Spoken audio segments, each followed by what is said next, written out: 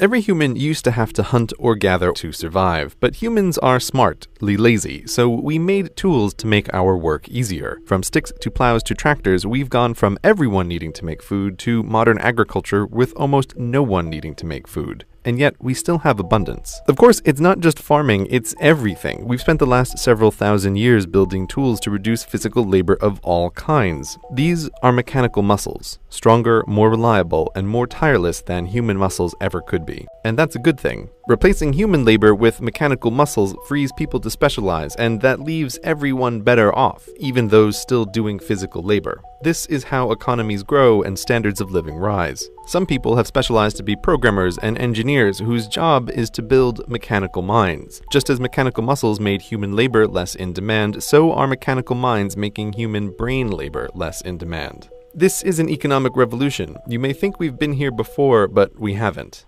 This time is different.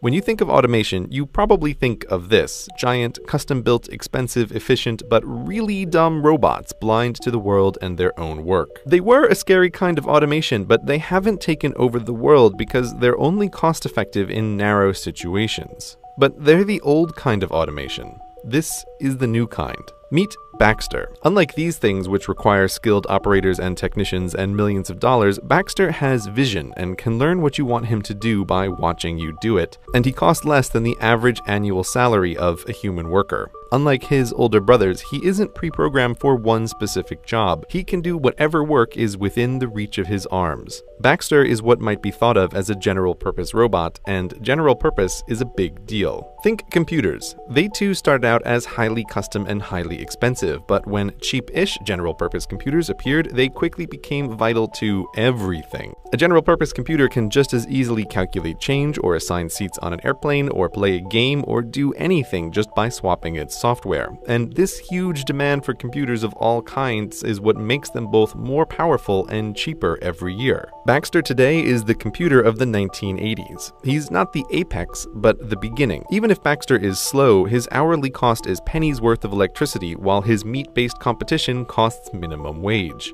A tenth the speed is still cost-effective when it's 100th the price. And while Baxter isn't as smart as some of the other things we will talk about, he's smart enough to take over many low-skilled jobs. And we've already seen how dumber robots than Baxter can replace jobs. In new supermarkets, what used to be 30 humans is now 1 human overseeing 30 cashier robots. Or take the hundreds of thousands of baristas employed worldwide. There's a barista robot coming for them. Sure, maybe your guy makes the double mocha whatever just perfect and you'd never trust anyone else, but millions of people don't care and just want a decent cup of coffee. Oh, and by the way, this robot is actually a giant network of robots that remembers who you are and how you like your coffee no matter where you are. Pretty convenient. We think of technological change as the fancy new expensive stuff, but the real change comes from last decade's stuff getting cheaper and faster. That's what's happening to robots now. And because their mechanical minds are capable of decision-making, they are out-competing humans for jobs in a way no pure mechanical muscle ever could. Imagine a pair of horses in the early 1900s talking about technology. One worries all these new mechanical muscles will make horses unnecessary. The other reminds him that everything so far has made their lives easier. Remember all that farm work? Remember running from coast to coast delivering mail? Remember riding into battle? All terrible. These new city jobs are pretty cushy, and with so many humans in the cities, there will be more jobs for horses than ever. Even if this car thingy takes off, he might say, there will be new jobs for horses we can't imagine. But you, dear viewer from Beyond 2000, know what happened. There are still working horses, but nothing like before. The horse population peaked in 1915. From that point on, it was nothing but down. There isn't a rule of economics that says better technology makes more better jobs for horses. It sounds shockingly dumb to even say that out loud, but swap horses for humans and suddenly people think it sounds about right. As mechanical muscles pushed horses out of the economy, mechanical minds will do the same to humans. Not immediately, not everywhere, but in large enough numbers and soon enough that it's going to be a huge problem if we're not prepared, and we're not prepared. You, like the second horse, may look at the state of technology now and think it can't possibly replace your job, but technology gets better, cheaper, and faster at a rate biology can't match.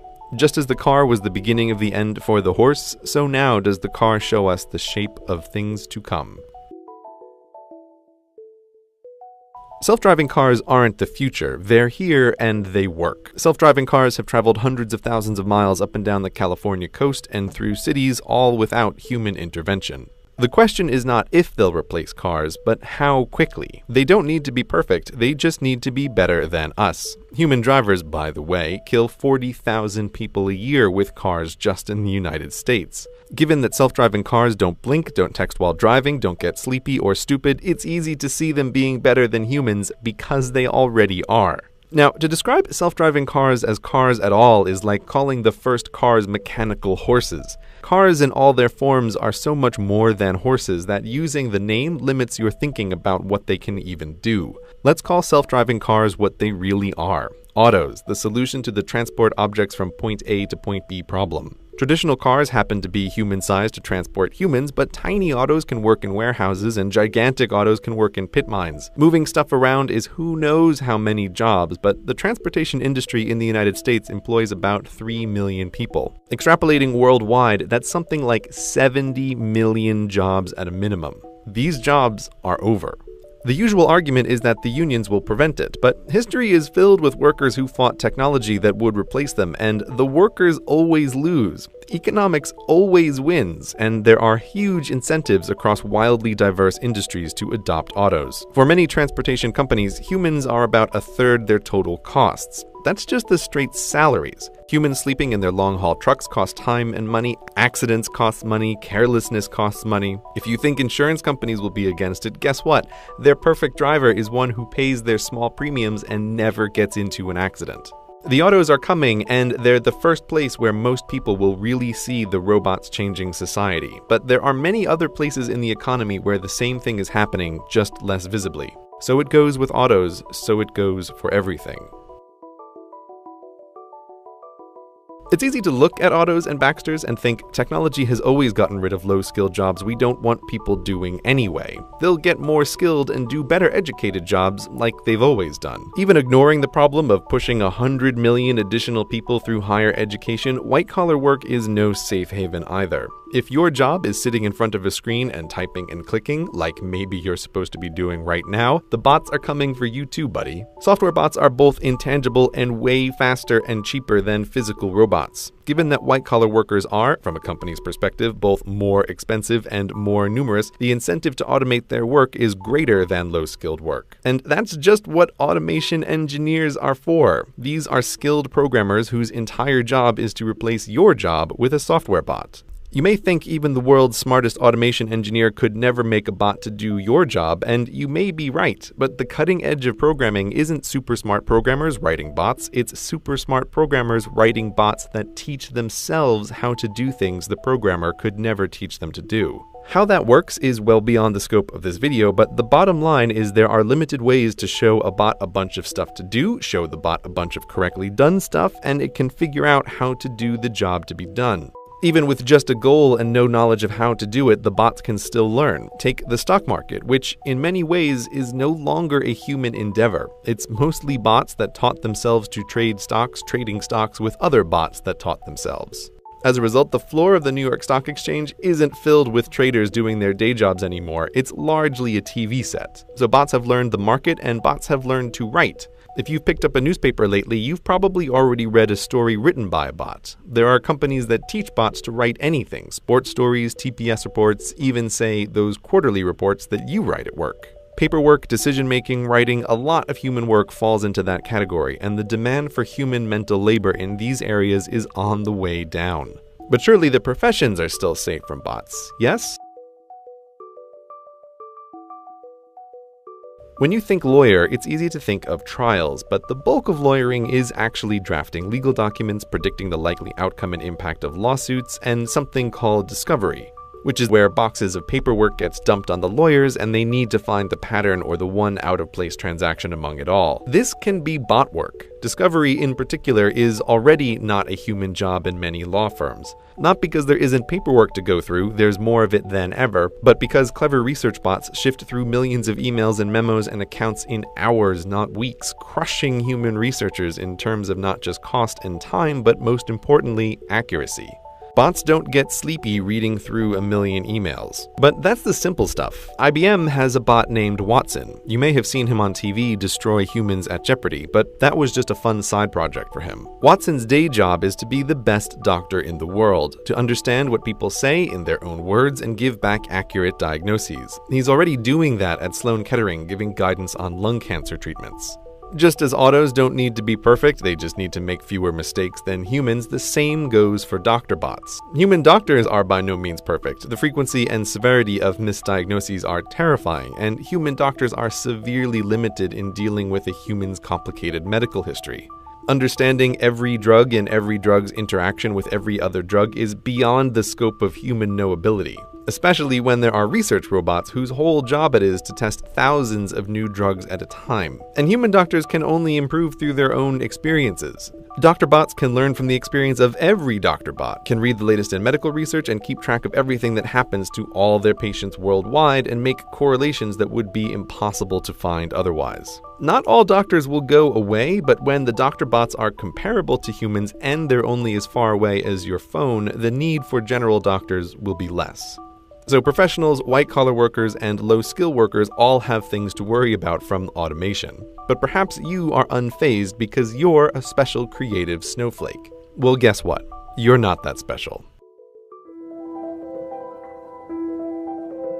Creativity may feel like magic, but it isn't. The brain is a complicated machine, perhaps the most complicated machine in the whole universe, but that hasn't stopped us from trying to simulate it. There is this notion that just as mechanical muscles allowed us to move into thinking jobs, that mechanical minds will allow us to move into creative work. But even if we assume the human mind is magically creative, it's not, but just for the sake of argument, artistic creativity isn't what the majority of jobs depend on. The number of writers and poets and directors and actors and artists who actually make a living doing their work is a tiny, tiny portion of the labor force. And given that these are professions dependent on popularity, they'll always be a very small portion of the population. There can't be such a thing as a poem and painting-based economy. Oh, by the way, this music in the background that you're listening to, it was written by a bot. Her name is Emily Howell, and she can write an infinite amount of new music all day for free. And people can't tell the difference between her and human composers when put to a blind test. Talking about artificial creativity gets weird fast. What does that even mean? But nonetheless, it's a developing field. People used to think that playing chess was a uniquely creative human skill that machines could never do, right up until the point they beat the best of us. And so it will go for all human talents.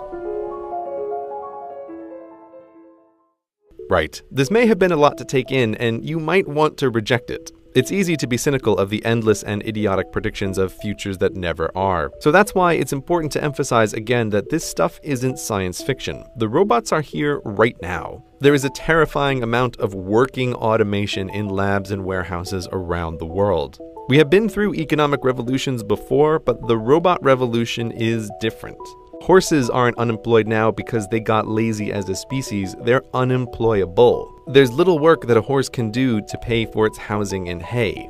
And many bright, perfectly capable humans will find themselves the new horse, unemployable through no fault of their own. But if you still think new jobs will save us, here is one final point to consider. The US Census in 1776 tracked only a few kinds of jobs. Now, there are hundreds of kinds of jobs, but the new ones are not a significant part of the labor force. Here's the list of jobs ranked by the number of people who perform them. It's a sobering list with the transportation industry at the top. Continuing downward, all of this work existed in some form 100 years ago, and almost all of them are easy targets for automation. Only when we get to number 33 on the list is there finally something new. Don't think that every barista or white-collar worker need lose their job before things are a problem. The unemployment rate during the Great Depression was 25%. The list above is 45% of the workforce. Just what we've talked about today, the stuff that already works, can push us over that number pretty soon. And given that even in our modern technological wonderland, new kinds of work aren't a significant portion of the economy, this is a big problem. This video isn't about how automation is bad, rather that automation is inevitable. It's a tool to produce abundance for little effort. We need to start thinking now about what to do when large sections of the population are unemployable through no fault of their own. What to do in a future where, for most jobs, humans need not apply.